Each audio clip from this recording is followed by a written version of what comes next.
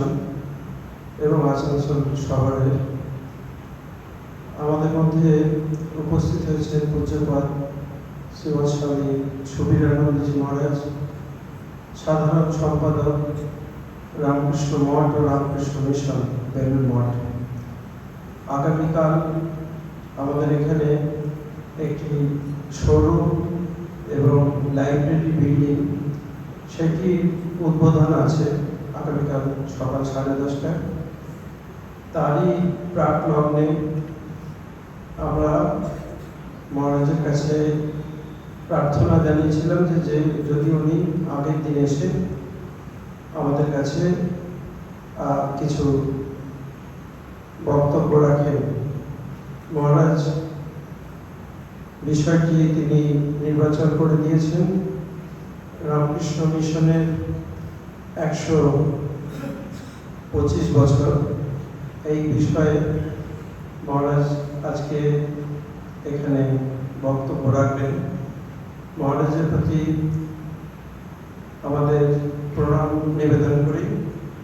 আজকের এই বক্তৃতাটি আমরা একটি স্মারক বক্তৃতা রূপে আমরা একটি ব্যবস্থা করেছি। আমাদের এই আশ্রমের খুব পুরনো ভক্ত ছিলেন একটি পরিবার, তপাদার পরিবার, মিনতি তপাদার, চিন্ময়ী তপাদার ও অচিন্ত তপাদার। তারা তিনজনেই তারা অবিবাহিত ছিলেন, সেভাবে সংসার ধর্ম পালন করেননি, কিন্তু তারা তাদের সমস্ত সম্পত্তি রামকৃষ্ণ মিশনের নামে উইল করে দিয়ে গিয়েছেন।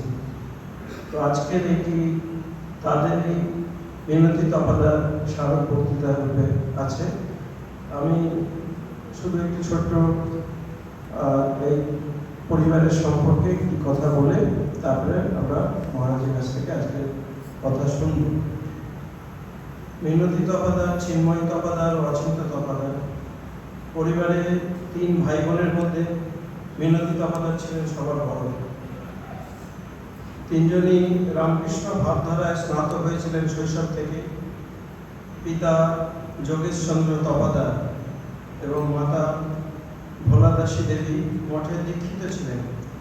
তাদের 3 সন্তান চেয়েছিলেন সন্ন্যাস জীবন যাপন করতে, কিন্তু পিতার অনুমতি না মেলায় তারা বিবাহিত জীবন যাপন না করে অকৃতদার থেকে ঠাকুরমা স্বামীজির ভাবে পবিত্র জীবন যাপন করে গেছে।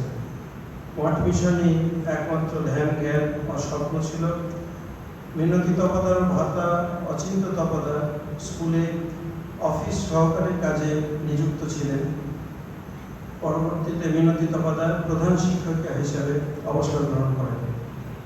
রামকৃষ্ণ সংঘের 10ম সংখ্যাধ্যক্ষ শ্রীমৎ স্বামী বীরেশ্বরানন্দজি মহারাজের কাছে দীক্ষা লাভ করেন। দীক্ষাগুরু ছাড়াও সংঘের প্রবীণ সন্ন্যাসীদের সঙ্গে তার নিবিড় যোগাযোগ ছিল। শ্রীমৎ স্বামী ভূতেশানন্দজি মহারাজ, আত্মস্থানন্দজি, প্রমেয়ানন্দজি, প্রভানন্দজি মহারাজ প্রমুখ বহু সন্ন্যাসীর সাথে আধ্যাত্মিক প্রসঙ্গ করতেন।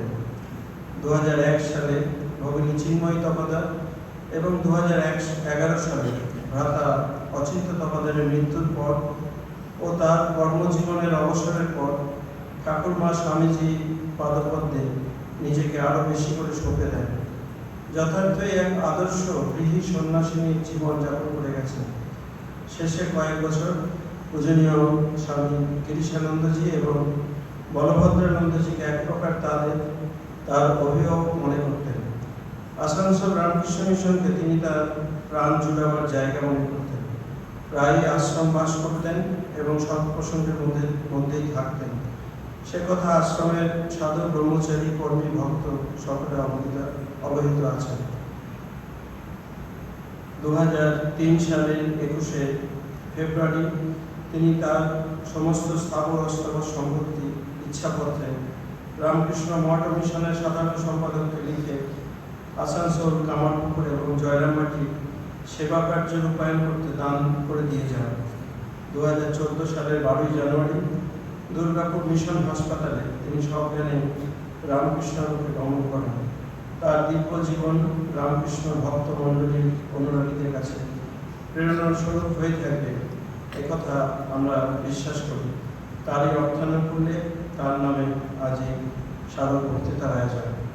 এখন আপনাদের সামনে বক্তব্য রাখবেন পরম পূজনীয় শ্রীমৎ স্বামী সুবিধানন্দ মহারাজ।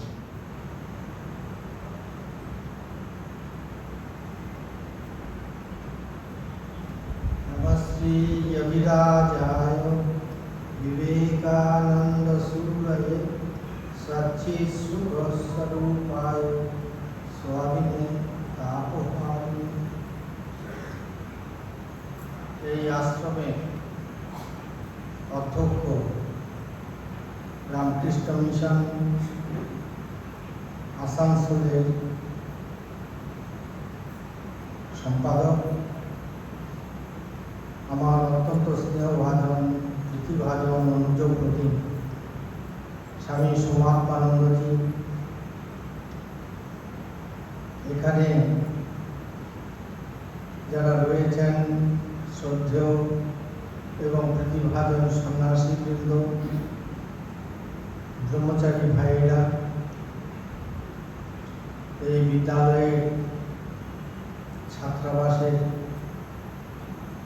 যারা অন্তেবাসী ইউনিয়ন ওরা রয়েছে, আর রয়েছেন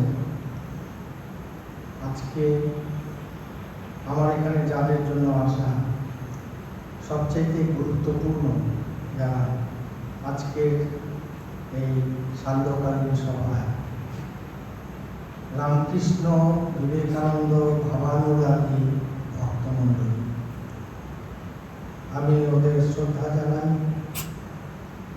তার আগে অবশ্যই আমি শ্রী শ্রী ঠাকুর, আমাদের মা ঠাকুর এবং আমাদের জীবনের ধ্রুবতারা, আমাদের আদর্শ, আমাদের নেতা স্বামী বিবেকানন্দ, তাদের শ্রীচরণ কমলে মানস পুষ্পার্ঘ অর্পণ করি এবং তারপর আমি আমার শ্রদ্ধার্ঘ জানাই রামকৃষ্ণ মিশন নামক সত্তাটিকে। রামকৃষ্ণ মিশন কোনো অধ্যাত্ম নিরপেক্ষ সত্তা নয়। শাস্ত্র বলছে, উপনিষদ বলছে যে সর্বত্র ব্রহ্ম রয়েছে। স্বাভাবিকভাবে এই যে রামকৃষ্ণ মিশন বলে জীবন্ত সত্তা, সেই রামকৃষ্ণ মিশন ও চৈতন্য বিধৃত। আর চৈতন্য বিধৃত বলেই একটি সংগঠন যাতে রয়েছে অবশ্যই লাখ লাখ ভক্ত, কিন্তু রয়েছেন অল্প কিছু সন্ন্যাসী এবং ব্রহ্মচারী। যে ব্রহ্মচারী কাল আমাদের কাছে এসেছেন তাকে নিয়েও আমরা এখনো 1900-তে পৌঁছতে পারিনি, 1800 কোথায় আছে। তাই আজকে একটা প্রশ্ন বিরাট করে দেখা দিয়েছে। প্রশ্নটি হলো যে আজ যেখানে অনেক সংগঠন, সেই সংগঠন আধ্যাত্মিক সংগঠনই হোক, সেই সংগঠন বৌদ্ধিক সংগঠনই হোক, অথবা সেই সংগঠন বাণিজ্যিক সংগঠনই হোক, 150 বছরের মধ্যে বহু 125 বছরের মধ্যে বহু সংগঠন উদ্ভব হয়েছে, জন্ম হয়েছে, আবার বিস্মৃতির গর্ভে বিলীন হয়ে গেছে। কিন্তু এই রামকৃষ্ণ মিশন 1800 বড়জোর মণ্ডিত মস্তক সন্ন্যাসী ও ব্রহ্মচারী, তারা সারা পৃথিবীতে উথাল পাতাল করে দিচ্ছে। সমস্ত পৃথিবীতে কোণে কোণে আজ রামকৃষ্ণ মিশনের অস্তিত্ব খুঁজে পাওয়া যায়। মানুষের দয়ালোকে আজ রামকৃষ্ণ মিশন কোটি কোটি মানুষের, সে আমেরিকাই হোক, সাউথ আফ্রিকাই হোক, নিকারাগুয়াই হোক, বা এমনকি চীন রাশিয়া, এর কারণটা কি প্রশ্ন করছেন। আজকে অক্সফোর্ড ইউনিভার্সিটির কলকাতার ছেলে হিন্দল সেনগুপ্ত, প্রফেসর হিন্দল সেনগুপ্ত অক্সফোর্ড ইউনিভার্সিটির কৃতি অধ্যাপক, ইতিহাসের অত্যন্ত উচ্চমানের গবেষক। তার এই প্রশ্ন যে কী করে রামকৃষ্ণ মিশন এতদিন ধরে এগিয়ে চলেছে, এবং তার ভাষায় বলছি, without any controversy, any scam on corruption scandal, কোনো রকম কন্ট্রোভার্সি নেই, বিতর্ক নেই রামকৃষ্ণ মিশনকে নিয়ে, কোনো দুর্নীতির অভিযোগ নেই রামকৃষ্ণ মিশনকে নিয়ে, এবং কোনো ধরনের কোনো ভ্রষ্টাচার রামকৃষ্ণ মিশনের সম্পর্কে শোনা যায় না। কীভাবে এরা এগিয়ে চলেছে, এটি হিন্দল সেগুলো প্রশ্ন করছে। প্রসঙ্গক্রমে আমি বলতেই পারি যে ঠিক করোনা যখন শুরু হয় তার সপ্তাহখানেক আগে আমার কাছে এসেছিলেন অক্সফোর্ড ইউনিভার্সিটির ইতিহাসের প্রধান অধ্যাপিকা হ্যারিস রুথ। হ্যারিস অক্সফোর্ড ইউনিভার্সিটিতে head of the department of modern history, উনি বিবেকানন্দ গবেষিকা, তাই এসেছিলেন অক্সফোর্ড থেকে আমার কাছে কিছু তথ্য সংগ্রহের জন্য। মিস্টার হ্যারিসও এসেছিলেন, উনিও একজন ইতিহাসী। তা আমি প্রসঙ্গক্রমে হ্যারিস রুথকে জিজ্ঞেস করেছিলাম যে Mrs Ruth, how many people in Oxford do know Vivekananda? অক্সফোর্ডে কতজন লোক বিবেকানন্দকে জানে? হ্যারিস একটু মুচকে এসে বললেন, স্বামী, you better ask me how many people in Oxford do not know Vivekananda.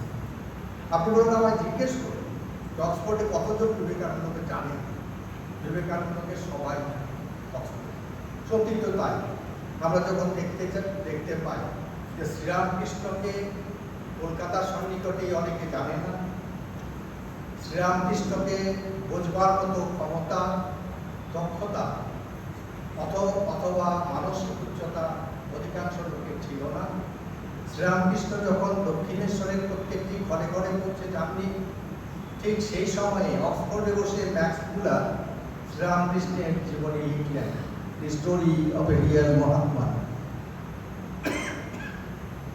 আপনারা যারা স্বামীজির জীবনী পড়েছেন আপনারা নিশ্চয়ই জানেন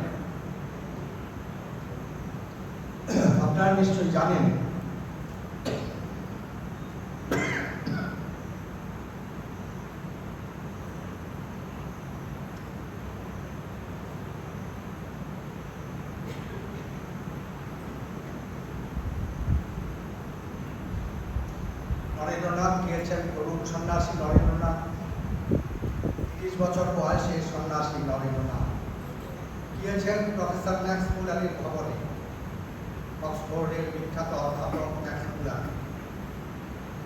ম্যাক্স মুলারের কাছে কৃতজ্ঞতা জানাতে গিয়েছিলেন যে আমার যিনি জীবনের ধ্রুবতারা, আমার হৃদয় সম্রাট, আমার জীবন সর্বস্ব, আমার আচার্যদেব, আমার গুরু, আমার ইষ্ট শ্রীরামকৃষ্ণ পরমহংসদেবের কথা যখন আমার দেশের লোকেরা বলছে না, শোনেনি তার কথা, শুনলেও বুঝতে পারেনি, অবজ্ঞা করেছে, তখন শুধু অক্সফোর্ডে অধ্যাপক আপনি তার কথা প্রচার করেছেন।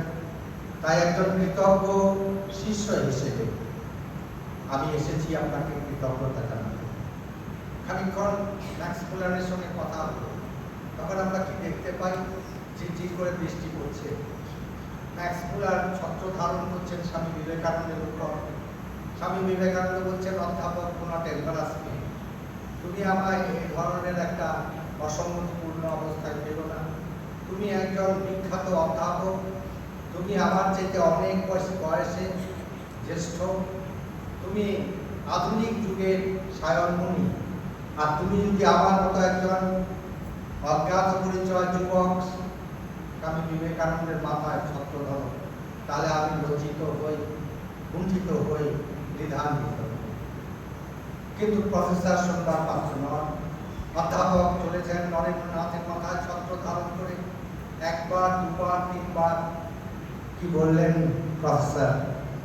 যখন বারবার করে স্বামী বিবেকানন্দ বলছেন কথা, প্রফেসর তখন বলছেন, it's not every day that the son of Shri Ramakrishna comes to your door step. প্রত্যেক দিন তো শ্রীরামকৃষ্ণের যে পুত্র সে তোমার কাছে আসবে না, শ্রীরামকৃষ্ণের সন্তান তো তোমার দোরগোড়ায় প্রত্যেক দিন আসবে না। He comes only once in life. জীবনে একবারই তিনি আসবেন, তুমি এসেছো, তাই আমি যত দূর আমার দৃষ্টি যায় তত দূর আমি তোমায় প্রাণ করে দেখব। আরেকটি ঘটনা আপনারা শুনলে হয়তো একটু অবাক হবে, একটু আশ্চর্য হবে, যে ঠিক করোনার মাঝখানে মাস দুয়েক আগে, অর্থাৎ 20 সালের জানুয়ারি মাসে আমি একটি ফোন পেলাম। কলকাতায় চাইনিজ যে দূতাবাস আছে, চীন দেশের দূতাবাস, তার কনসাল জেনারেল, উনি বললেন যে Swami, I want an appointment with you urgently. Within how many days you do it? You want it? No, within a week. তো পরের রোববারে আমি বললাম এতটার সময় এসো। উনি এলেন, তা এত সব চা নিয়ে এসছেন, আর প্যাকিং, চায়না প্যাকিং খুব ভালো, famous all over world for packing. তা আমি ওকে ঠাট্টা করে বললাম যে have you come here to market টি?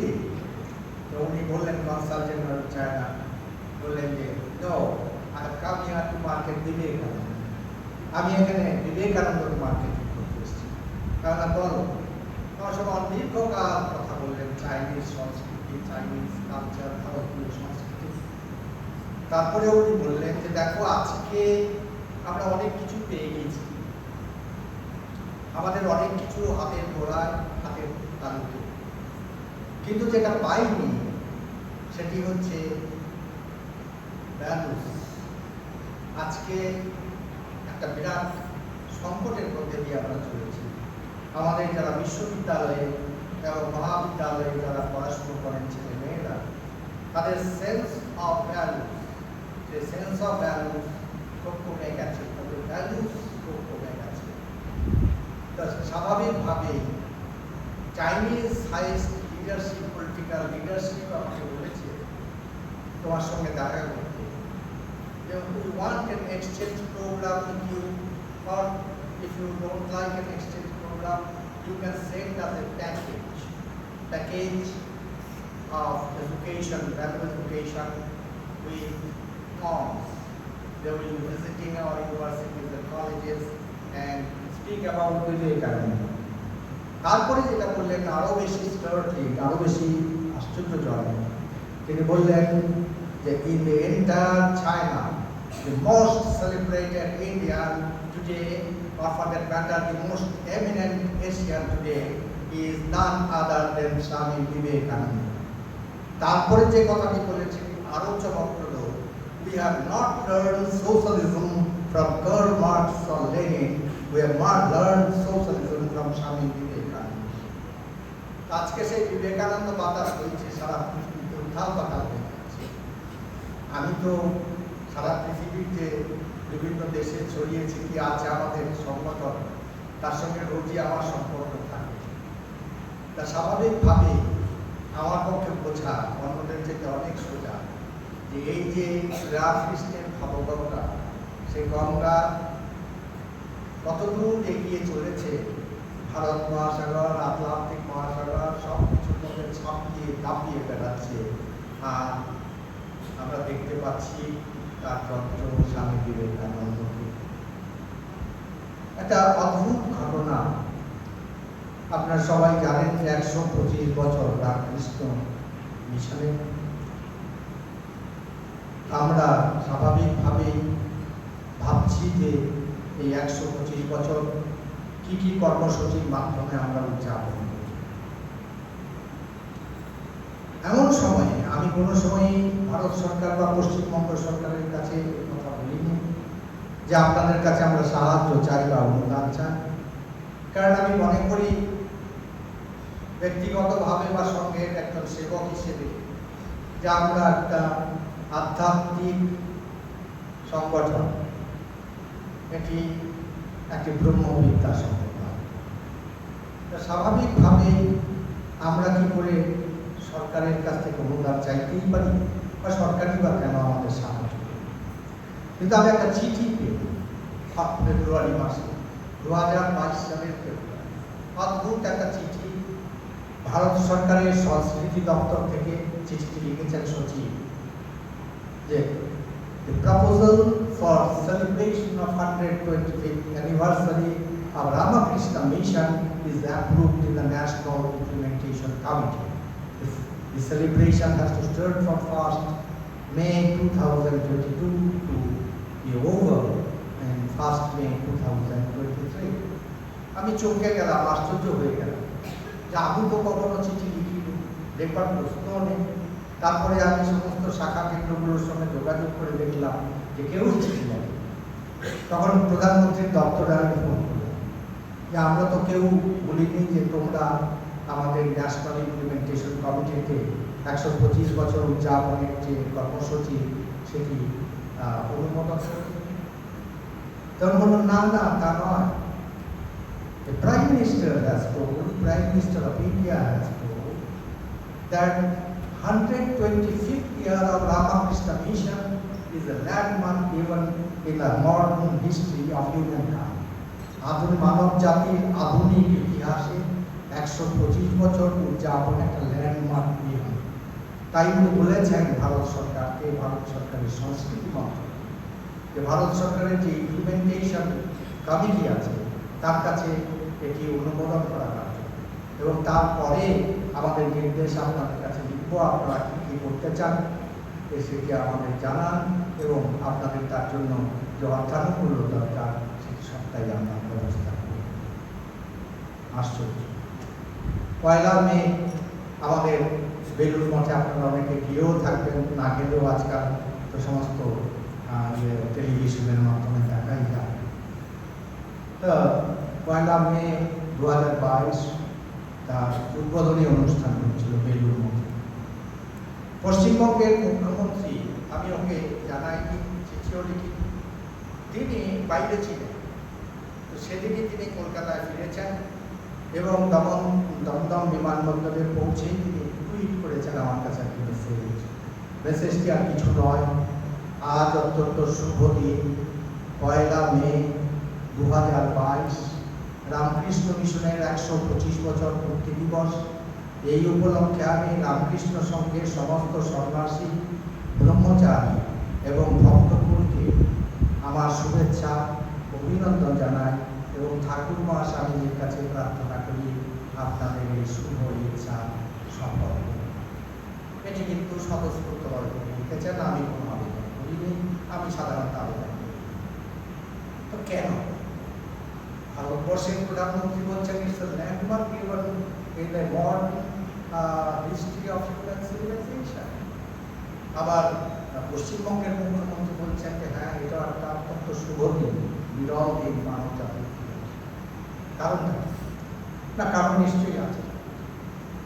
এই রামকৃষ্ণ মিশন এর যে জন্ম, রামকৃষ্ণ মিশনের শুরুবার, রামকৃষ্ণ মিশনের জন্ম, রামকৃষ্ণ মিশনের পথ চলা, এটা কোনোটাই কিন্তু অ্যাক্সিডেন্ট নয়, দুর্ঘটনা নয়, কোনো আকস্মিক ঘটনাও নয়। এটি হচ্ছে হিস্টোরিক নেসেসিটি। এটি ছিল ঐতিহাসিক প্রয়োজন, মানব জাতিকে বাঁচাবার জন্য ঐতিহাসিক প্রয়োজন। এবং সেই জন্যই পাশ্চাত্যের মনীষীরা বলেছেন, রোমানরা বলেছেন, if India lives to dies none, if India dies to lives none. যদি ভারতবর্ষ বেঁচে থাকে কে মরবে? কেউ নয়। যদি ভারতবর্ষ মরে যায় কে বাঁচবে? আর্নাল্ড টয়েনি বলছেন, টয়েনি সাহেব বলছেন, দেখো যদি তোমরা এই যে আগতমান আগামী ভবিষ্যৎকে যারা দেখতে পাচ্ছ, তারা নিশ্চয়ই দেখতে পাচ্ছ যে we are on the brink of a disaster. আমরা একটা মহাদুর্যোগের কিনারায় দাঁড়িয়ে আছি, to be or not to be. এবং সেই ক্ষেত্রে যদি মানব সভ্যতাকে বাঁচাতে হয় তাহলে পাশ্চাত্যের এই লোকটির কথা শোনো। এবং সেই লোকটির নাম ছিল রামকৃষ্ণ। তো এটা হিস্টোরিক নেসেসিটি কেন? প্রথম কথা হচ্ছে ভারতবর্ষ ভারতবর্ষ দীর্ঘকাল বিদেশি শাসনে ছিল। সাম্রাজ্যবাদের যে কঠোর চোখ, সাম্রাজ্যবাদের যে নিষ্ঠুর চোখ, সেটি তারা সহ্য করেছে বছরের পর বছর নীরবে নিভৃতে যন্ত্রণায় কাতর। কেউ প্রতিবাদ করবার ছিল না। ধীরে ধীরে তাদের দেহের সমস্ত অঙ্গ ভঙ্গ হয়ে গেল, তাদের মেরুদণ্ড ভেঙে চুরমার হয়ে গেল।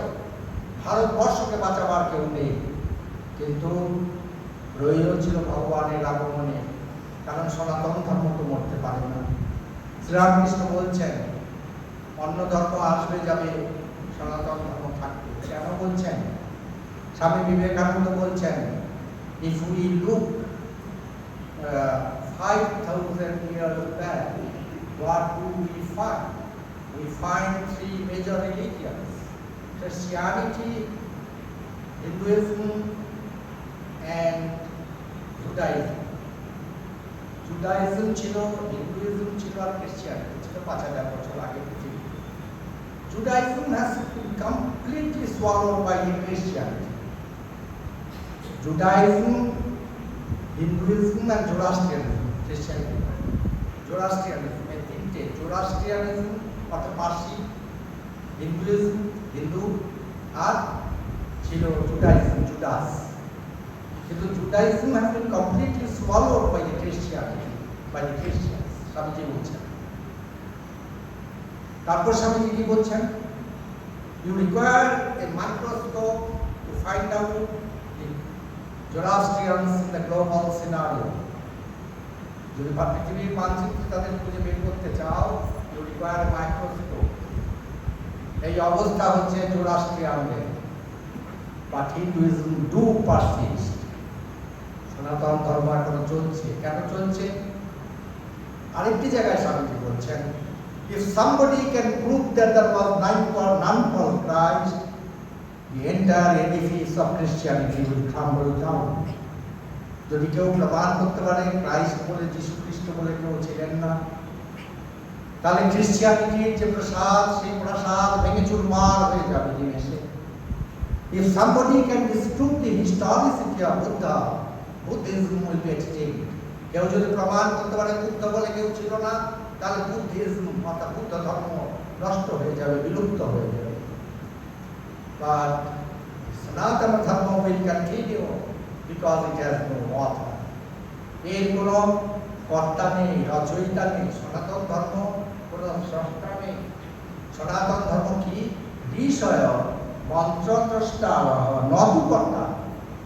ঋষি ওরা মন্ত্র দেখেছেন সামনে, ট্রুথ ফ্ল্যাশ বিফোর দেম, এবং সেই যে সত্য তাদের সামনে উদ্ভাসিত হলো, সেই সত্যই তারা পরম্পরা অনুসারে দিয়ে গেছে।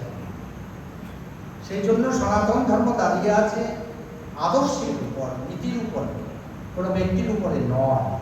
স্বাভাবিকভাবে এই সনাতন ধর্ম কখনো সবাই ভাবে না। তৎসত্ত্বেও আমরা দেখলাম 1000 বছর ধরে এই সনাতন ধর্মকে নিষ্পেষিত করা হয়েছে, পদদলিত করা হয়েছে, ভ্রুকুণ্ঠিত করা হয়েছে, ভুলুণ্ঠিত করা হয়েছে। সনাতন ধর্মকে বিলুপ্ত করে দেওয়ার জন্য প্রচুর চেষ্টা হয়েছে, একদিন দুদিন নয়, 1000 বছর ধরে। এবং গীতাতে ভগবান শ্রীকৃষ্ণ বলছেন, আপনারা সবাই জানেন, যে যখন নাকি ধর্মে গ্লানি হয়, অধর্মের উত্থান হয়, তখনই আমি অবতার ছিল। পূর্বে পূর্বে জন্মেছে কলাক সে যাহা, স্বয়ং সে দক্ষিণেশ্বরে এসেছে। তিনি স্বয়ং পূর্ণ কুম্ভ নারায়ণ এসেছিলেন দক্ষিণেশ্বর।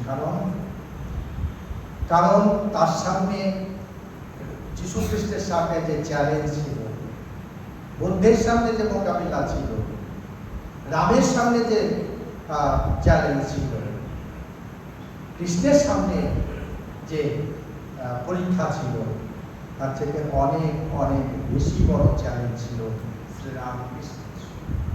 তাই আমরা দেখতে পাই স্বামী বিবেকানন্দ তার যে মহাপ্রয়াণ দিবস, তিনি কি করছেন?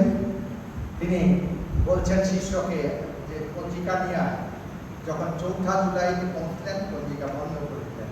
কারণ 4 জুলাই যে মানব জাতির স্বাধীনতার সিম্বল।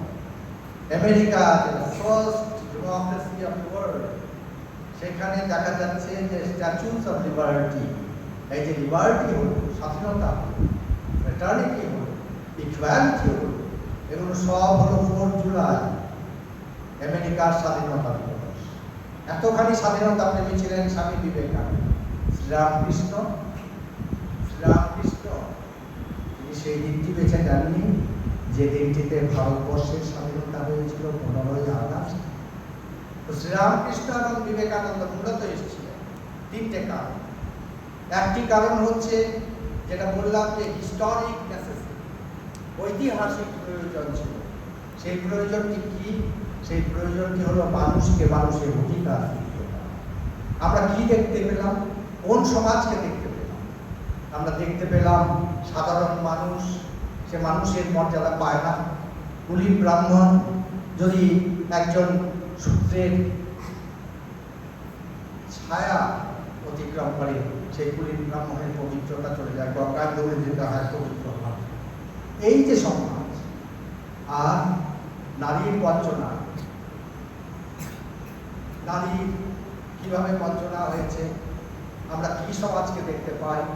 এমন একটি কুটিল সমাজ, এমন একটি নিষ্ঠুর সমাজ।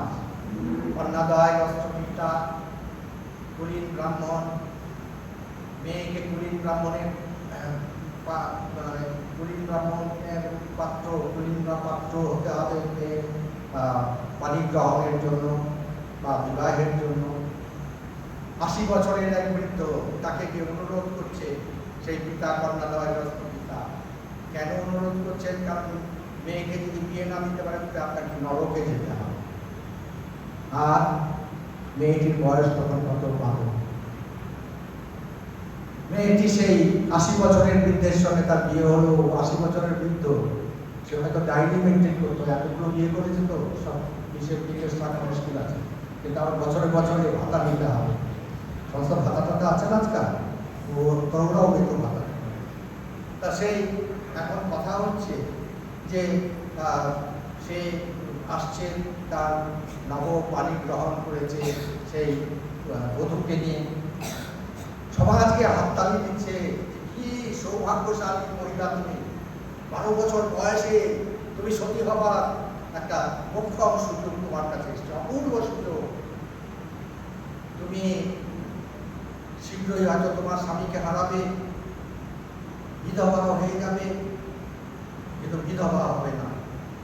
তুমি স্বামীর সাথে সহমরণে যাবে, তোমার অবশ্যই স্বর্গের স্থান হবে। এটি ছিল ভারতবর্ষের সমাজ। আর সেই সমাজে স্বামী বিবেকানন্দ কি করলেন? রামকৃষ্ণ কি করলেন? তাদের আশার প্রয়োজন, তাদের আশার প্রয়োজন যেটি বললাম। একটি হচ্ছে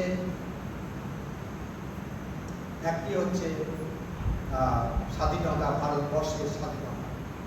1000 বছর ধরে বিদেশি শাসনে নিষ্পেষিত, জর্জরিত, ক্ষীয়মান, প্রাণস্পন্দন রক্তক্ষী এমন একটি জাতিকে বাঁচাবার জন্য, কারণ সেই জাতিটিকে না বাঁচালে, ভারতবর্ষকে যদি না বাঁচানো যায়, সনাতন ধর্ম বাঁচে না। তাই এলেন স্বামী বিবেকানন্দ, তাই এলেন শ্রীরামকৃষ্ণ। এবং আমরা কি দেখতে পাই?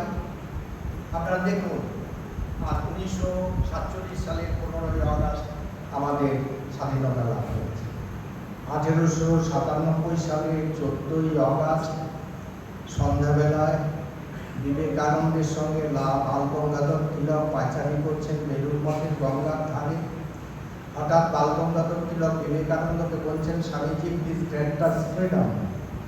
স্বামীজি ভাবের ঘরে বললেন, freedom, freedom, freedom is the song of my soul. I can grant you freedom tomorrow, but can you preserve it? You can't. আমার হৃদয়ের সঙ্গীত হচ্ছে স্বাধীনতা। আমি কালই তোমাদের স্বাধীনতা দিতে পারি, কিন্তু তোমরা কি সংরক্ষণ করতে পারবে? স্বামীজি পায়চারি করছেন, অনেক কথাবার্তা হচ্ছে। 2 মিনিট পরে স্বামীজি বলছেন Balgangadhar, You will get freedom. You will get freedom. After completion of 50 years from today, and most unexpected. 1897 সালে 14ই আগস্ট বিবেকানন্দ বেলুড় মঠের গঙ্গার তীরে ঘুরতে ঘুরতে ভাগবত দর্শন করেছিলেন। 50 বছর পরে অপ্রত্যাশিতভাবে তোমরা স্বাধীনতা পাবে। 1947 সালের 14ই আগস্ট স্ট্রোক অফ দি মিডনাইট বলা হয় আমাদের স্বাধীনতা। একদিনও বেশি নয়, একদিনও কম নয়, কারণ বিবেকানন্দ বলছেন I can see I do not imagine, আমি কল্পনা করছি না, আমার চোখের সামনে আসছে। তো স্বাভাবিকভাবে স্বাধীনতার জন্য এসেছিলেন এবং মাথাগুরুন বলছিলেন স্বামী বিবেকানন্দের অকাল প্রয়াণের পর যে নরেন যদি আজ আমার বেঁচে থাকতো, ওকে জেলে পুরে রাখতো, অথবা ব্রিটিশ গুলি করে ওকে মেরে ফেলতো, অথবা ফাঁসি। নরেন্দ্রনাথ বংশ, সেই নরেন্দ্রনাথ কি করলেন? অনুপ্রাণিত করলেন সাধারণ মানুষকে। পরবর্তী সময় ভারতবর্ষের স্বাধীনতা আন্দোলনের যে দুটি প্রধান স্তম্ভ, একটি হচ্ছে অবশ্যই নেতাজি সুভাষচন্দ্র বোস। নেতাজি সুভাষচন্দ্র বোস কিন্তু প্রথমে স্বাধীনতা সংগ্রামী হতে চাননি। নেতাজি সুভাষচন্দ্র বোস দৌড়ে গিয়েছিলেন কাশীতে, যেখানে স্বামী ব্রহ্মানন্দ, যার সম্পর্কে বলা হয় তিনি ঠাকুরের মানস পুত্র। স্বামী বিবেকানন্দ বলছেন পাশ্চাত্যে, you all are baffled to see my spiritual life.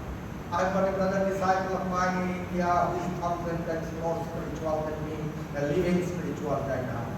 এই কথাটি বলেছিলেন স্বামী ব্রহ্মানন্দের সঙ্গে। আর সেই স্বামী ব্রহ্মানন্দের কাছে যাচ্ছেন সুভাষ, জানকী বোসের ছেলে সুভাষ, সন্ন্যাসীর জন্য। ব্রহ্মানন্দ তার দূরদর্শিতার ফলে, তার দূরদৃষ্টির ফলে তিনি সত্যদর্শী সন্ন্যাসী, ক্রান্তদর্শী সন্ন্যাসী। তাই তিনি বললেন সুভাষ, তুমি দেশের জন্য ভাবনা। আর একটি স্তম্ভের নেতা অবশ্যই ছিলেন মোহনদাস করমচাঁদ গান্ধী। স্বামী বিবেকানন্দ আহ্বান করছেন ওই সাধারণ মানুষগুলোকে, হে বীর, হে যুবক, কটিপাত্র বস্ত্রাবৃত ইয়া সদর্পে বল, ভারত আমার মৃত্তিকা, ভারত আমার স্বর্গ, ভারতবাসী আমার ভাই, আমার ভাই। যদি একটি রাজনৈতিক নেতা আজ পর্যন্ত স্বামী বিবেকানন্দের সেই আহ্বানে সাড়া দিয়ে আক্ষরিক অর্থে কটিপাত্র বস্ত্রাবৃত হয়ে ভারতের সমস্ত মানুষকে আহ্বান করে থাকে, সেই লোকটির নাম আর কেউ নয়, মোহনদাস করমচাঁদ। স্বাভাবিকভাবেই মা বলছেন, মা ঠাকুর পরবর্তী সময়ে যখন কথা হচ্ছে স্বাধীনতা নিয়ে, মা ঠাকুরুন বললেন এই জন্যই তো আশা, এই কথাটি মা ঠাকুর, এই জন্যই তো এবার আশা। তাতে এ সম্পর্কে কোনো সন্দেহ নেই যে ঠাকুরমা স্বামীজির আবির্ভাব হয়েছিল ভারতের স্বতন্ত্রতার জন্য, ভারতের স্বাধীনতা। দ্বিতীয় কি কারণটি? দ্বিতীয় কারণ হচ্ছে সাধারণ মানুষের প্রবঞ্চনা, যেন সবার নিচে সব হারাদের মাঝে তাদের চোখের জলের বিষের কেউ কোনোদিন দিলে না। আর স্বাভাবিকভাবেই সভ্যতার অবক্ষয় হয়েছে। মানুষের মধ্যে যে লেভিয়াদান, সে নিদ্রিত, অধিকাংশ মানুষ নিদ্রিত, অধিকাংশ মানুষ অনাহারে, অনশনে, অর্থাহারে ভুগছেন। আর গুটিগত মানুষ তাদের রক্ত শোষণ করে নিজেদের সমাজের কর্তা বলে প্রচার করছে। ঠিক এমন সময় স্বামী বিবেকানন্দ দিব্য দৃষ্টিতে দেখলেন, শ্রীরামকৃষ্ণ বুঝেছিলেন যে এই জনতা জনার্দনের মন্দিরে যদি গণপতিকে প্রতিষ্ঠিত করা না যায়, তাহলে ভারতবর্ষের কোনো ভবিষ্যৎ নেই। তাই স্বামীজি কি বললেন? পৌহারি বাবার কাছে যাচ্ছেন। পৌহারি বাবা মানে পবনাহারি বাবা। তার কাছ থেকে তিন রাত থেকে সন্তুষ্ট চিত্তে যখন গাজীপুরের রাজপথে এসে নামছেন, গাজীপুরের রাজপথ থেকে কন্যাকুমারী পর্যন্ত রাজপথের দুধারে লাখো লাখো পৌহারি বাবাকে দেখতে পেয়েছিলেন। গাজীপুরের পৌহারি বাবা পবনাহারি হয়েছিলেন আধ্যাত্মিক কোনো প্রেরণায়, কিন্তু এই লাখো লাখো পৌহারি বাবা যারা রাজপথের দুধারে দাঁড়িয়েছিল কন্যাকুমারী পর্যন্ত, তারা কিন্তু পৌহারি হয়নি আধ্যাত্মিক কোনো প্রেরণায়। তারা ওই মিছিলের লোকগুলো যে মিছিল থেকে আওয়াজ ভেসে আসে হাম ভুকে না, আমি নিরন্ন, আমি অনশনে অর্থাৎ। তাই স্বামী বিবেকানন্দ হুঙ্কার করলেন লন্ডনের মাটিতে দাঁড়িয়ে যে in India everyone, even a small child, is a missionary. If you love India, you don't need send missionary to India. You send a few fleet of wheat and sheep because they are very hungry. এটি হচ্ছে স্বামী বিবেকানন্দের আহ্বান যে জনতা জনার্দনের মন্দিরে গণপতিকে প্রতিষ্ঠা করতে হবে। তাই স্বামীজি হুঙ্কার দিচ্ছেন, সাবধান বাণী উচ্চারণ করছেন। স্বামীজি বলছেন নতুন ভারত বেরুক, নতুন ভারত বেরোবে না কলকাতা থেকে, নতুন ভারত বেরোবে না হায়দ্রাবাদ থেকে, নতুন ভারত বেরোবে না বোম্বে থেকে, নতুন ভারত বেরোবে না বেঙ্গালুরু থেকে, নতুন ভারত বেরোবে চাষিরা লাঙল ভেদ করে, নতুন ভারত বেরোবে কৃষকের কর্ণকুটির ভেদ করে, নতুন ভারত বেরোবে গুনাওয়ালার গুণের পাশ থেকে, নতুন ভারত বেরোবে প্রান্তর থেকে, গিরি গুহা বন্দর থেকে। স্বামীজি তাই কি বললেন? স্বামীজি বললেন জনতার জনার্দনের যে রথ, সেই জগন্নাথের রথ রাস্তায় নেমেছে। হে যুবক, তুমি যদি ধন্য হতে চাও তাহলে ইহার রজ্জু আকর্ষণ পূর্বক ধন্য হও, কিন্তু ইহার সামনে দাঁড়িয়ে কদাপি ইহার অপরোধ করিবার চেষ্টা করিও না, পিষ্ট হইয়া যাইবে বা শেষ হইয়া যাবে। এই কি হচ্ছে স্বামী বিবেকানন্দের রামকৃষ্ণের আগে। আর তৃতীয় কারণটি কি? তৃতীয় কারণটি হচ্ছে নারী উত্থান, আপলিফ্ট অফ উইমেন। আমাদের মায়েদের সম্পর্কে অত্যন্ত অন্যরকম ধারণা পাশ্চাত্যে ছিল, প্রাচ্যে ছিল। মায়েরা সবসময় নিজেদের একটু অবলা, একটু নির্বল বলে ভেবেছে। আজকাল কোথায় ভাবেন না, আগে ভাবতেন। আমি কিছুদিন আগে ভারতবর্ষের একটি বড় শহরে একটা বিশ্ববিদ্যালয়ে যাচ্ছিলাম। তো বিশ্ববিদ্যালয় থেকে যেদিকে প্রধান যে রাস্তা আছে সেই রাস্তা থেকে বাইরে ধরে যেতে হয়। আমি যাচ্ছি, আমার যে ড্রাইভার সে অবাঙালি ছিল, সে আমাকে বললো, দেখলাম যে কতগুলো ছেলে, খুব বড় বড় ছেলে, বুঝতে পারছেন ইউনিভার্সিটিতে পড়ে, তো সেই ছেলেগুলো দাঁড়িয়ে আছে এই ক্লাসটা এরকম, ওদের কানে দুল, বড় বড় চুল, কিন্তু কোনো কথাবার্তা কিছু করছে না। তারপর আমার গাড়ি যখন আরো এগিয়ে গেল, দেখা গেল কতগুলো মেয়ে প্যান্ট শার্ট পরে ওরা ধূমপান করছে এবং দেয়ার টিকলিং, দেয়ার ক্র্যাকিং জোকস এট ইচ আদার। তো তখন ও ড্রাইভার আমাকে বললো, महाराज ये देख के हमको परेशानी हो रहा है।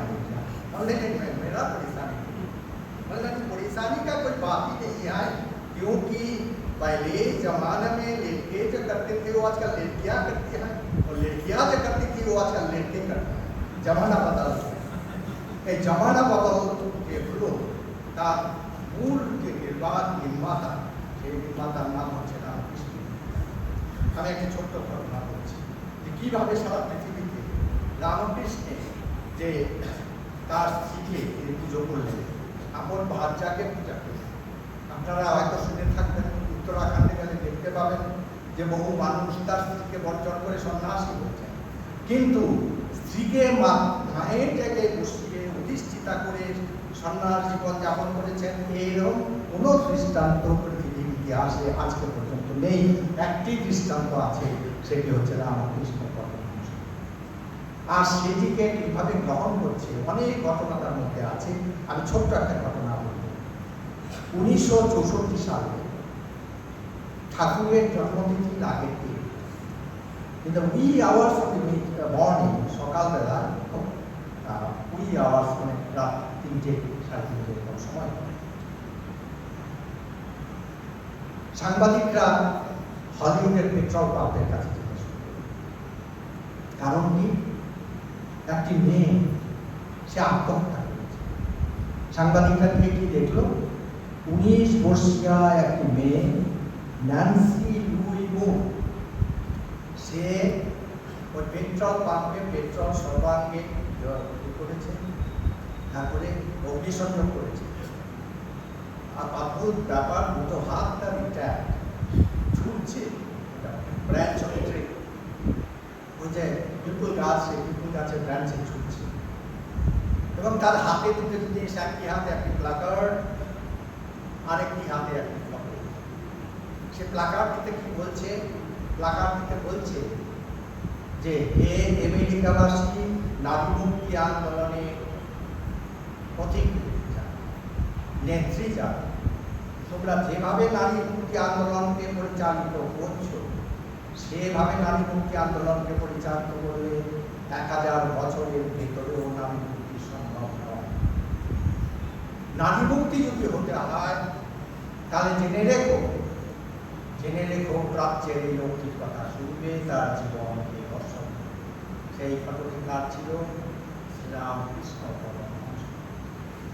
তো স্বাভাবিকভাবে বিবেকানন্দ এবং রামকৃষ্ণ পরমহংস ওরা এসেছিলেন নারী মুক্তি।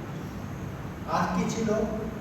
যে আর ছিল এই যে আন্দোলন, এই আন্দোলন যেটা গোড়াতেই বলেছি, এটা কোনো আকস্মিক দুর্ঘটনা নেই, এটি কোনো আকস্মিক ঘটনা নয়, এটি হচ্ছে একটি পরিকল্পিত ঈশ্বরের দিব্য অধিকার। যার জন্য আমরা দেখতে পাই যে শ্রীরামকৃষ্ণ যখন নরেন্দ্রনাথের জন্ম হয় তখন লীলা প্রসঙ্গে বলছেন শরৎ মহারাজ, তিনি যাচ্ছেন অকর্মের ঘরে, সপ্তর্ষির ঘরে, আপনারা লীলা প্রসঙ্গে বললে বুঝতে পারবেন। শ্রীরামকৃষ্ণ গিয়ে তাদের অন্যতম 47 জ্ঞানে ও প্রজ্ঞায়, জ্ঞানে ও মহিমায় দেবতাদিগকে পর্যন্ত সবাই আছে, তাদের কাছে গিয়ে সেই ছোট্ট বালকের বেশ ধারণ করে তাদের অন্যতমের কাছে গেলেন, সস্নেহে গলা জড়াইয়া ধরিলাম বলছেন। সেই ঋষি নির্নিমেষ ক্ষেত্রে তাকাইয়া দেখিলেন এই বালকই তাহার হৃদয়ের ধন। আমি কহিলাম, আমি ধরণীতে যাইতেছি, তুমি আইসো। ঋষি মৌন সম্মতি জানাইলেন। তার দেহ হতে কি একটা পদার্থ জটিলাকারে বহির্গত হইয়া পৃথিবীর দিকে ধাবমান। এক্ষণে দেখিয়াছি লিখেছি নরেন্দ্র ঋষি। তো শ্রীরামকৃষ্ণের প্রথমে আমরা দেখতে পাই ভবতারিণী সাধনা। আপনারা সবাই দেখেছেন ভবতারিণী সাধনা। তো যাচ্ছে দিনান্তে যখন সূর্যোদয়, সূর্যের অস্ত হচ্ছে, ঠিক সেই সময়ে সেই ঘাসে মুখ ঘুরছেন, ঠোঁট দিয়ে রক্ত বেরিয়ে যাচ্ছে, যে মাগো আরেকটি দিন বৃথা গেল, তুমি আমাকে দেখা দিবে না, বিজাবায় দেখা দিবে। তারপর একদিন তিনি এমন একটা সিদ্ধান্ত নিয়ে বসলেন যে তিনি জীবন ত্যাগ করতেন যদি মায়ের দেখা না হয়। মায়ের তরবারি দিয়ে তিনি মুন্ডচ্ছেদ করতে যখন উদ্যত মায়ের সাথে। শ্রীরামকৃষ্ণের রামকে ভবতারিণী সাধনার এটা শুরু হয়। সেটা আলোচনা করতে গেলে অনেক সময় লাগবে, আমি আজকে আলোচনা জেনে রাখবো যে শ্রীরামকৃষ্ণের সাধনা শুরু হয়েছিল প্রথাগত সাধনা দিয়ে, কিন্তু শ্রীরামকৃষ্ণের আসল সাধনা, শ্রীরামকৃষ্ণের আসবার যে উদ্দেশ্য, সেই উদ্দেশ্য সফল করবার জন্য যে আসল সাধনা, সেই সাধনাটি কিন্তু শুরু হয়েছিল ওই ভবতারিণীর দর্শনের মাধ্যমে। এবং তারপর ভবতারিণীর সঙ্গে বহু খেলা হয়েছে। শ্রীরামকৃষ্ণের ভবতারিণী সাধনার পর দেখতে পাচ্ছি ভবতারিণীও সাধ্য করছেন, সাদাসাদি করছেন শ্রীরামকৃষ্ণ। কি বলছেন? শ্রীরামকৃষ্ণকে বলছেন খুব লজ্জা করেন না। শ্রীরামকৃষ্ণ ভাবছেন খিদে পেয়েছে, হাঁটি হাঁটি খিচুড়ি খা, লজ্জা করেন না? তুই এক লোকের মুখ দিয়ে খিচুড়ি খাচ্ছিস, আর তুই কিনা বলছিস হাঁটি হাঁটি খিচুড়ি খা। অর্থাৎ তুমি যে ঈশ্বর, তুমি অবতার। শ্রীরামকৃষ্ণ ভবতারিণীর অবতার, ভবতারিণী শ্রীরামকৃষ্ণ, ভবতারিণীর সত্তা অপরদিক শ্রীরামকৃষ্ণ, শ্রীরামকৃষ্ণ ভবতারিণী অবতার। তো স্বাভাবিকভাবেই আমরা দেখতে পাই যে যখন শ্রীরামকৃষ্ণের মহাসমাধি আমরা দেখতে পাই, মা ঠাকুর কাঁদছেন। কি বলে কাঁদছেন? আমার স্বামী কোথায় গেল? না, আমার কালী কোথায় গেল? আমার কালী কোথায় গেল? শ্রীরামকৃষ্ণ, কালী আর শ্রীরামকৃষ্ণ অভেদ এবং অভেদ। আপনারা অনেকে দয়ানন্দজি মহারাজকে জেনে থাকবেন, শুনে থাকবেন নাম। তিনি সেবা প্রতিষ্ঠান করেছেন, রামকৃষ্ণ মিশন সেবা প্রতিষ্ঠানে তিনি ফাউন্ডার। তিনি মায়ের শিষ্য ছিলেন। মা যখন উদ্বোধনে ছিলেন বাগবাজারে, তখন মা ছিলেন, তো পূজারী ছিলেন ব্রহ্মচারী বিমল, অর্থাৎ পরবর্তীকালে স্বামী দয়ানন্দ। তো সে বিমল মহারাজকে ঠাকুর, মা আর স্বামীজি, ঠাকুর ভবতারিণী আর নিজের ফটো ভবতারিণীর ফটো আর ঠাকুরের ফটো দেখে বলছিলেন জেনে রাখবি তিনে এক দুই। তো স্বাভাবিকভাবে শ্রীরামকৃষ্ণের বহু সাধনা করতে রয়েছে নরেন্দ্রনাথকে এই কর্মযজ্ঞ এবং পরবর্তীকালে রামকৃষ্ণ মিশন। সেই সাধনাগুলো এরকম ভবতারিণীর শ্রীরামকৃষ্ণ সাধনা, শ্রীরামকৃষ্ণের ভবতারিণী সাধনা, শ্রীরামকৃষ্ণের সারদা সাধনা। বলছেন তোমাকে অনেক কিছু করতে হবে, বলে আমি মেয়ে মানুষ হয়ে কি করবো, না তোমাকে করতেই হবে। আর মাকে কি বলছেন যখন পরসেবা করছেন, ভাবছেন, বলছেন আমাকে কি মনে হয়, যে মা ভবতারিণী রূপে মন্দিরে পুজো দিচ্ছেন, যে মা নহবতে চন্দ্রামণি দেবী রূপে আমার সেবা দিচ্ছেন, সেই মা এই মুহূর্তে সারদা দেবী রূপে আমার সেবা দিচ্ছেন। এবং শুধু তাই নয়, ঠাকুর মহারাজ বলছেন, ওরে লেখো, তুই তো বেশ রুটি বেরিস, ওখানে যে আছে নহবতে যে আছে তার সঙ্গে তো বসে বসে রুটি বেরিস, কিন্তু জেনে রাখিস যতই রুটি বেরো বাবা, কিন্তু ওর কৃপা না হলে তোমার ভগবন্ধন হবে। তাই এহেন যে মা, সেই মাকে তার মধ্যে ধীরে ধীরে শ্রীরামকৃষ্ণ মাকে বলে দিয়েছেন, মাতৃভাবের পূর্ণ স্ফুরণ মায়ের মধ্যে দিয়েছেন। যার জন্য আমরা দেখতে পাই, আপনারাও পড়েছেন মায়ের জীবনীতে, প্রতিটা রমণী তার ইচ্ছে শ্রীরামকৃষ্ণকে ভাবের থালখানি দেবে। শ্রীরামকৃষ্ণ কারো স্পর্শ সহ্য করতে পারতেন না, ওষুধ প্রয়োগ করতেন। এটা জেনেও মা শ্রীরামকৃষ্ণ তার প্রাণপ্রিয়তা জেনেও কিন্তু দেওয়ার পরে শ্রীরামকৃষ্ণ যখন খাচ্ছেন না, মা বারবার করে ওকে বলছেন তুমি খাও, তখন শ্রীরামকৃষ্ণকে মা বললেন ঠিক আছে, কিন্তু কেউ যদি আমাকে মা বলে ডাকে আমি কথা দিতে পারছি না। এটি শ্রীরামকৃষ্ণের সারদা সাধনা, আর সারদাও শ্রীরামকৃষ্ণের সাধনা হয়ে গেছে। বলাই বাহুল্য, তিনিই তো শ্রীরামকৃষ্ণের প্রথম শিষ্যা বলে অনেকে মনে করেন। তো তারপরে আমরা কি দেখতে পাই, যেটা সবচেয়ে বড় অধ্যায় রামকৃষ্ণ বিবেকানন্দের এই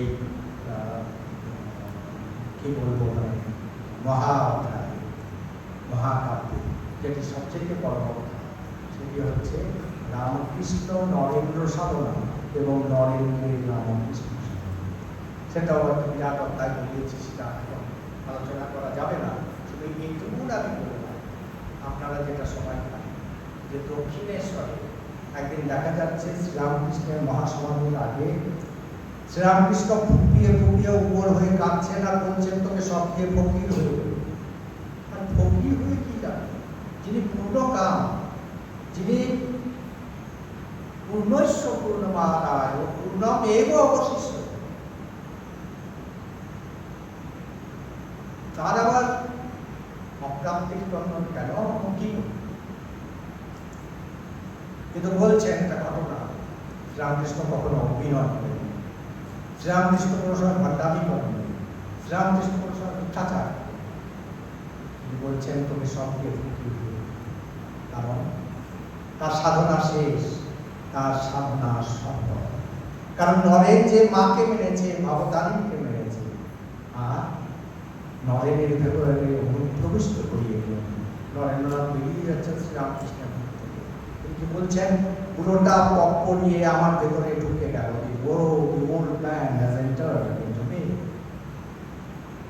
স্বামীজি বলেছিলেন this mystery will go with me, এই রহস্যই থেকে যাবে, আমি কাউকে বলবো না। কিন্তু পরবর্তী সময়ে আমরা দেখতে পাই স্বামী বিবেকানন্দ শিষ্যকে বলছেন যে তোরা যাকে কালী বলিস, ঠাকুর সেদিন তাকেই আমার প্রবেশ করেছে। আর দিয়েছিল কেন? দিয়েছিল এই রামকৃষ্ণ মঠ এবং রামকৃষ্ণ মিশন, এটি প্রতিষ্ঠার জন্য। কেন? গরজ বড় বাধায় ভবতারিণী যখন দেখলেন যে তার সন্তান শ্রীরামকৃষ্ণ, তার অল্টারিভ শ্রীরামকৃষ্ণ সমস্ত সাধনায় সিদ্ধ হয়েছে, তখন ভবতারিণী ওকে কতগুলো ম্যান্ডেট দিয়েছে, ডিভাইন ম্যান্ডেট, দৈব আদেশ। তার মধ্যে একটি ছিল এক নবযুগের ধর্মচক্র সৃষ্টি করা। আর সেই নবযুগের ধর্মচক্রটি হচ্ছে রামকৃষ্ণ মিশন। 125 বছর অতিক্রান্ত হয়েছে। স্বামী বিবেকানন্দ বলেছেন 1500 বছর চলবে। আমরা যদি 1500 বছরকে একটা মানবিক দিবসের সঙ্গে তুলনা করি, তার সবে মাত্র ভোর হয়েছে, 1 ঘন্টা কি 1.5 ঘন্টা, হয়তো বা সকাল 7টা বাজে। এখন অপেক্ষা করুন, দুপুর 12টা, মধ্যাহ্ন 12টা বাজে দেখতে পাবেন স্বামীজি ভবিষ্যৎবাণী কীভাবে মিলে যাচ্ছে। স্বামীজি বলছেন, I do not imagine, I can see. কি দেখছিলেন স্বামীজি? কি দেখেছিলেন? স্বামীজি দেখেছিলেন এই সঙ্ঘে, এই সংঘ, এই বেলুর মঠ, এখান থেকে উদ্ভাসিত হবে এক নতুন আলো, এক নতুন আধ্যাত্মিক প্লাবন। সেই আধ্যাত্মিক প্লাবন পরিপ্লাবিত করবে সমস্ত পৃথিবীকে আগামী 1500 বছর। তাই আমরা এই সুন্দর প্রভাবে জন্মেছি, এটি আমাদের সৌভাগ্যের কথা। আমরা স্বামী বিবেকানন্দের কথা শুনে এসেছি নিজের ইচ্ছায় নয়, তিনি আমাদের আহ্বান করেছেন, এটি আমাদের আরও বড় সৌভাগ্যের কথা। আমরা 125 বছর পূর্তি এটি প্রত্যক্ষদর্শী হওয়ার সুযোগ পাচ্ছি। অতএব আমরা হচ্ছে থ্রাইস ব্লেসড। তাই আসুন আমরা এই শুভ দিনে, এই শুভ বর্ষে আমরা এই সংকল্প নিই যে যে রামকৃষ্ণ মিশন এবং রামকৃষ্ণ মঠ সম্পর্কে, অর্থাৎ রামকৃষ্ণ সংঘ সম্পর্কে শ্রীরামকৃষ্ণ স্বামী বিবেকানন্দ বলেছিলেন, this is the gross body of Sriramakrishna. এটি শ্রীরামকৃষ্ণের শরীর নয়, শ্রীরামকৃষ্ণের শরীর যে স্বর্গের সেবা করবে, সে শ্রীরামকৃষ্ণের সেবা করবে। শ্রীরামকৃষ্ণ এবং শ্রীরামকৃষ্ণ সংঘ পরস্পরের নয়, অঙ্গাঙ্গিভাবে জড়িত। তাই রঙ্গনাথ আনন্দজি মহারাজের একটি কথা দিয়ে আমি শেষ করতে চাই। কেউ একজন জিজ্ঞেস করেছিলেন ওকে যে কী করে ঠাকুরকে ভালোবাসবে। রঙ্গনাথ আনন্দজি একটি সহজ সরল উত্তর দিয়েছিলেন, ইফ ইউ লাভ দিস সান্ডা ইউ লাভ শ্রীরামকৃষ্ণ। তুমি যদি সংঘকে ভালোবাসো তাহলে শ্রীরামকৃষ্ণকে ভালোবাসো। তুমি শ্রীরামকৃষ্ণকে ভালোবাসো, সংঘকে ভালোবাসো না, হতে পারে না। তুমি সংঘকে ভালোবাসো, শ্রীরামকৃষ্ণকে ভালোবাসো না, এটাও স্বাভাবিকভাবে আজ আমরা এক নতুন প্রভাতের সামনে এসে দাঁড়িয়েছি। দীর্ঘ রাত্রি তার অমানিসা কেটে গেছে, সূর্যোদয় আমরা দেখতে পাচ্ছি। এই যে ক্রান্তি করি একটা সময়, এই সময়ে আসুন আমরাও স্বামী বিবেকানন্দকে পাঠিয়ে করি, স্বামী বিবেকানন্দের নেতৃত্বে এগিয়ে চলি। চলই যদি চলই। আপনাদের অনেক অনেক শুভেচ্ছা, অভিনন্দন। আপনারা এতক্ষণ ধরে আমার অত্যাচার সহ্য করবেন, সেজন্য আপনাদের দ্বিগুণ অভিনন্দন, দ্বিগুণ শুভেচ্ছা এবং কৃতজ্ঞতাও নিশ্চয়ই আমি জানাব। আমি আশা করব যে আমরা এক নতুন ধর্মকে পেয়েছি বিবেকানন্দের ভাষায়, new religion, new man and new scripture. I shall give you a new man, a new religion, a new scripture. এটি হচ্ছে রামকৃষ্ণ মিশন, রামকৃষ্ণ এবং তাকে আমরা আপনার সন্ন্যাসী এটি অধিকার নয়, শুধু রামকৃষ্ণ সংঘ শুধু সন্ন্যাসীর জন্য নয়, রামকৃষ্ণ সংঘ শুধু গৃহীর জন্য নয়, রামকৃষ্ণ সংঘ হচ্ছে তাদের জন্য যারা রামকৃষ্ণ চান। 1959 সালে গম্ভীরানন্দজির সভাপতিত্বে সেই কল্পতরু দিনে সভা আমার মনে পড়ে, কাশীপুর গম্ভীরানন্দজি সভাপতিত্ব করছেন। একজন গৃহস্থ ভক্ত তিনি বক্তৃতা দিলেন, একজন সন্ন্যাসী তিনি বক্তৃতা দিলেন। গম্ভীরানন্দজি যে সভাপতির ভাষণ তাতে উঠে বললেন, gentlemen on my right day wanted to establish as it were Sri Ramakrishna came for householders and householders alone. The Swami on my right wanted to propound that Sri Ramakrishna came only for the sannyasis and sannyasis alone.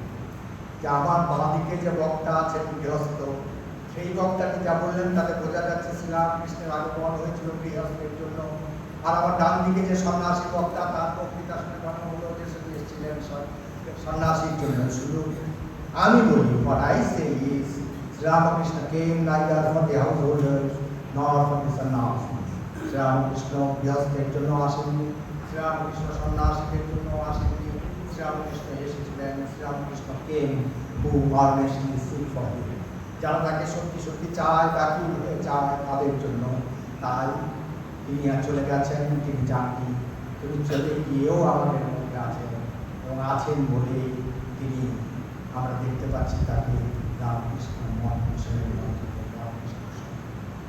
তাই স্বামীজি এক নতুন ধর্ম, এক নতুন মেয়ে, এক নতুন মানুষ থেকে আসুন সেই শ্রীরামকৃষ্ণের, নতুন শ্রীরামকৃষ্ণের প্রতি বসে আমরা এক মিলিত হয়ে এক প্রাণ হয়ে আমরা শ্রীরামকৃষ্ণের কথার উত্থান শুরু করবো না, তার যে প্রয়োগ সেটি করবার চেষ্টা করি। সর্বে সুখিনো ভবন্তু, সর্বে সন্তু নিরাময়া, সর্বে ভদ্রাণি পশ্যন্তু, মা কশ্চিৎ দুঃখং। সবাই সুখী হোক, সবাই নিরাময় থাকুক, সবাই সপ্তশ্রী বসুন্ধরের দর্শন লাভে ধন্য হোক, কারো যেন কখনো কোনো দুঃখ না হয়। ধন্যবাদ।